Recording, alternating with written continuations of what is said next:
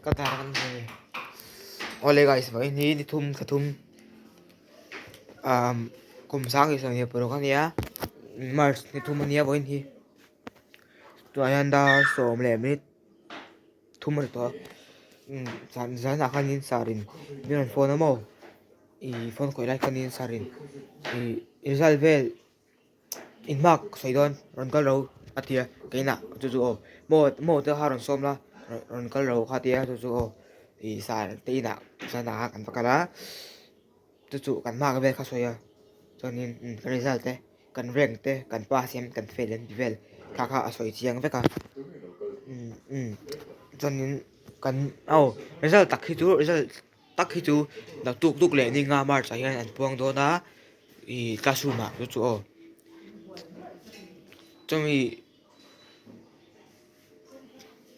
ma chuan tuition ho ama tuition lak pui te ho asil phata min sil phata chu chu i min sil chiang phata jan na kan mak te mo kan pasem fail em kan score te ka tiang vel mo kan rank te mo ka tiang kan rank te kan position ka tiang vel te so ya min sil ve kan ni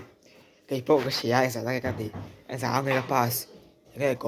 có vào rồi riêng tí về thế mà sẽ có phải đó là bắt chú I'm gonna surprise you guys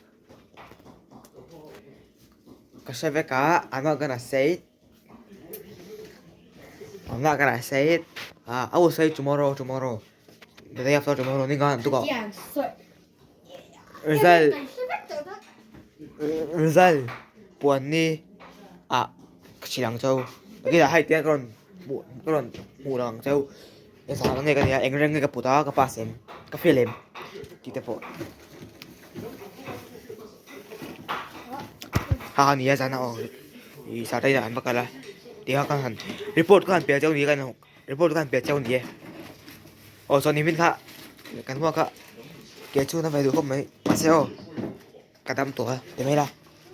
kan cái thời gian này thế mấy là nice nào ada ni ya result tak su na kina kan pon ni ya result pon ni ya karon si Lăng Châu